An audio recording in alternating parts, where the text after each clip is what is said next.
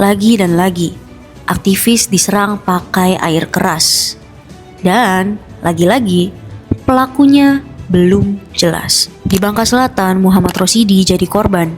Dilansir dari Tempo, kejadian ini berlangsung pada tanggal 17 Februari 2026. Saat itu, Rosidi sedang berada di dalam mobil yang kacanya terbuka karena rusak. Dua orang yang naik motor mendekat dan langsung menyiramkan cairan kimia ke dalam mobil. Akibatnya sudah pasti serius, luka bakar di beberapa bagian tubuh. Kasus ini sebenarnya langsung dilaporkan ke pihak kepolisian pada keesokan harinya, yaitu tanggal 18 Februari 2026. Kemudian pihak kepolisian baru memanggil Rosidi pada tanggal 30 Maret 2026 untuk proses klarifikasi. Dan itulah sebabnya kenapa kasus ini baru terpublikasi pada tanggal 1 April kemarin. Dan kalau kalian ingat, rasanya baru kemarin deh, kasus serupa terjadi pada Andri Yunus. Dan fakta yang ada menunjukkan bahwa Rosidi adalah aktivis yang aktif di isu pertambangan. Dikutip dari Tempo, Rosidi sendiri menduga bahwa kasus ini berkaitan dengan sikap kritisnya dalam menyuarakan isu penambangan ilegal dan penyelundupan. Dan kalau kita tarik dari berbagai laporan yang berbeda, bisa dilihat ada pola berulang nih. Pertama, korban adalah orang yang aktif di ruang publik. Yang kedua,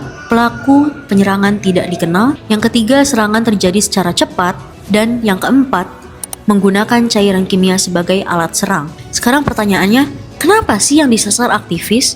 Dan apa sebenarnya motif pelaku? Lalu, kenapa polanya bisa mirip?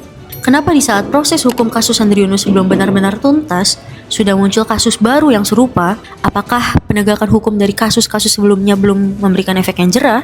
Atau memang ada celah yang membuat pola ini terus berulang? Penyelidikan masih berjalan hingga saat ini dan kedua kasus belum menemukan jawaban. Gimana menurut kalian?